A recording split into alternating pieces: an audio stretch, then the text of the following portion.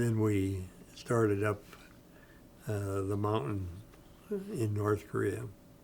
And our objective was the Chosan Reservoir, which was up in Udamni, North Korea, was 78 miles from Ongnam. About 3 o'clock, 4 o'clock in the morning, we heard these trumpets and horns and hollering and everything. And some of the people that were in the sleeping bags, they had them zipped up all the way up to the top, you know. And they couldn't get the zipper down because it was frozen because of their breath hitting the zipper, and it was frozen. And we had some Marines that were bayoneted in their sleeping bag because they couldn't get out. So after that, we only brought them sleeping bag up to our waist. Because evidently that happened in other areas too besides our little company. But they were coming up the hill, the Chinese were coming up the hill, and all you had to do is aim your rifle and shoot, and you would hit someone.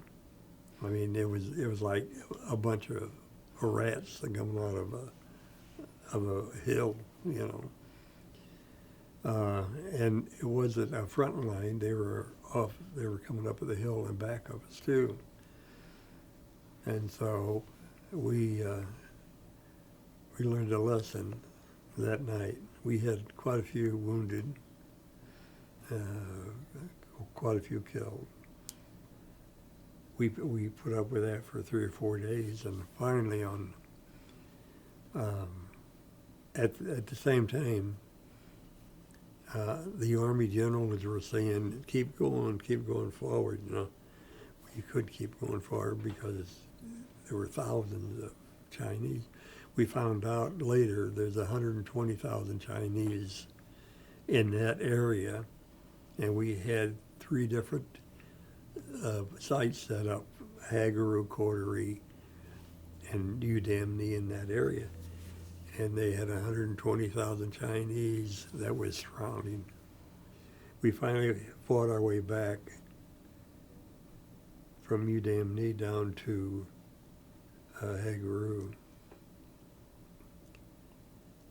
And that was approximately 11 miles. And it took 60 hours for us to fight our way down to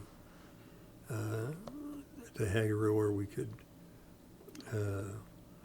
have some kind of a hot meal and everything, because that was one of our supply dips.